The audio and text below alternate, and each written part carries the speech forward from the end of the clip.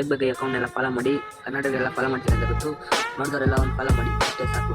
ದೇವರು ನಮಸ್ಕಾರ, ಎಲ್ಲ ಹೆಂಗಿದ್ದೀರಾ? ನಾನಂತೂ ಸಕ್ಕತ್ತಾಗಿದ್ದೀನಿ, ನೀವು ಎಲ್ಲರೂ ಚೆನ್ನಾಗಿದ್ದೀರಾ ಅಂತ ಅಂದ್ಕೊಂಡಿದ್ದೀನಿ.